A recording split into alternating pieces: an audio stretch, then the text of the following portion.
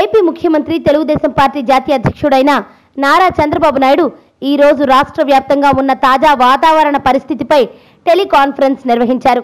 ఈ సందర్భంగా ఆయన మాట్లాడుతూ సకాలంలో వర్షాలు పడటం శుభసూచకమని అన్నారు.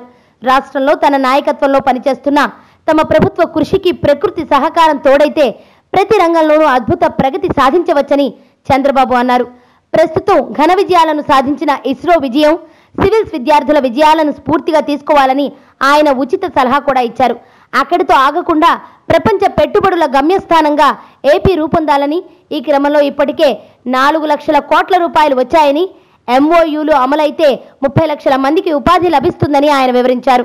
రాష్ట్రంలో పెట్టుబడుల గురించి ఇటీవల పలు మీడియా సమావేశాలలోనే కాకుండా తెలుగుదేశం పార్టీ వరుసగా 3 రోజుల పాటు నిర్వహించిన మహానాడు సందర్భంగా ఐటీ పంచాయతీ శాఖ మంత్రి నారా లోకేష్ నాయుడు మాట్లాడారు. రాష్ట్రంలో పెట్టుబడుల గురించి మాట్లాడుతూ గత 3 ఏళ్లుగా రాష్ట్రానికి 1 లక్ష కోట్ల పెట్టుబడులు వచ్చాయని, రానున్న 2 ఏళ్లలో 2 లక్షల ఐటీ ఉద్యోగాలు వస్తాయని ఆయన చెప్పుకుంటూ వచ్చారు. మరి తనయుడు చెప్పిన 1 లక్ష కోట్ల పెట్టుబడులు నిజమా, తండ్రి 4 లక్షల కోట్ల పెట్టుబడులు నిజమా అనేది అటు ఏపీ ప్రజలకే తెలియాలి. మరి